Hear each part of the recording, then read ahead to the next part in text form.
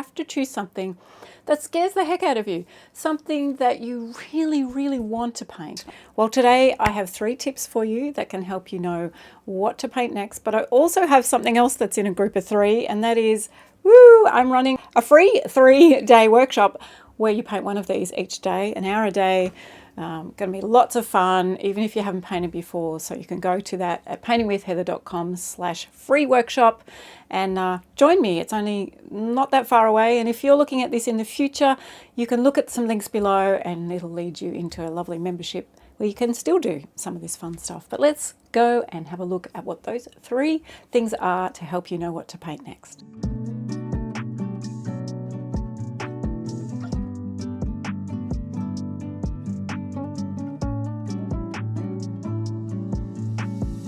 The first thing that I say to people is you have to create something that means something to you. So a lot of people will be like, I've got to paint something that, my partner likes or my children like or my friend likes or that everyone will like or Instagram will like or whatever it is someone else likes. Stop. It has to be what you like. And how we think about that is there a special place that you like to go that gives you good memories? Is there a beautiful pet that you have? Is there a special grandchild or a human in your life that you really want to remember? Might be, a mum or a dad or grandma or someone. Is it something that you just love detail? And for me, it all started with, walking in the bush and just noticing the water drops on the leaves, and the feeling that gave me was amazing. So that's sort of where you want to start.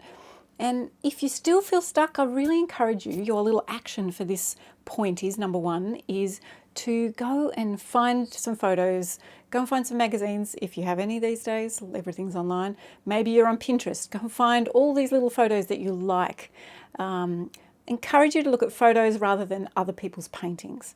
Just look at images that really mean something to you.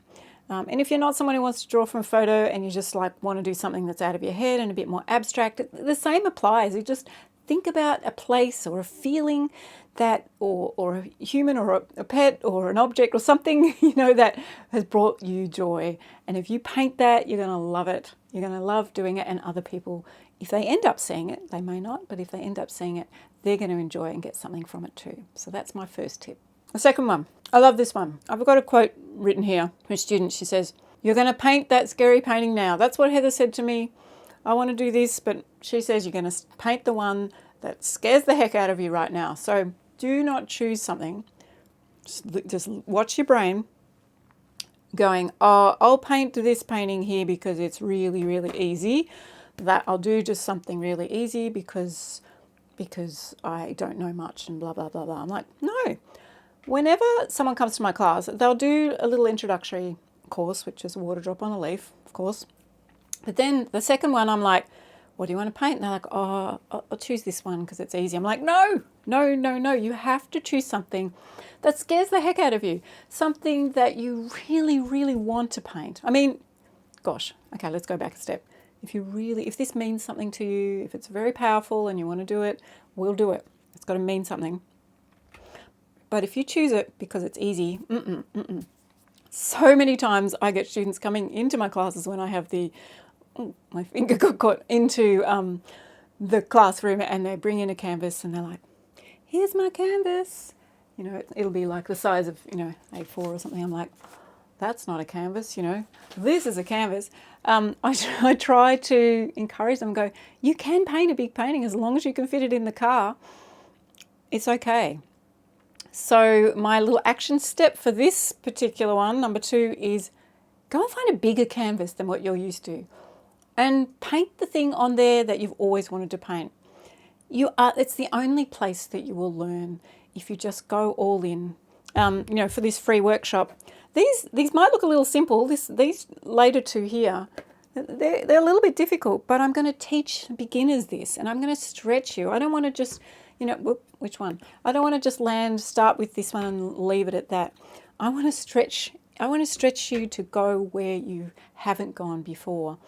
And when you go to that place, you have so much joy, get a big adrenaline rush, it's just such a wonderful feeling to know you've achieved something that you didn't think you could achieve. So the third tip is make it a priority. You might have sort of forgotten about taking some time to think about what to paint.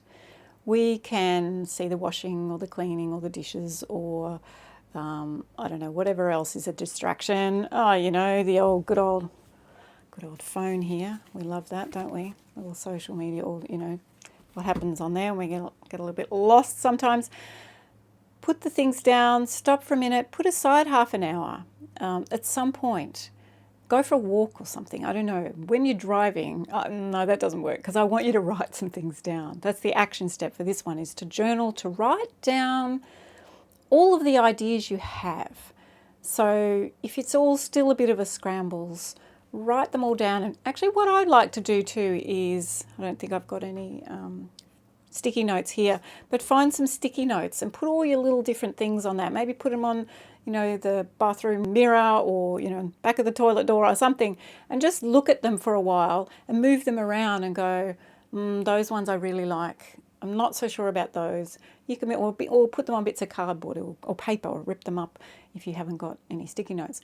And just start exploring some of these ideas. And if you're someone who's really wanting to sort of lean into a theme, like for some reason I've ended up, you'll notice all of these paintings are water, and you know, other ones I do, most of them have water in them.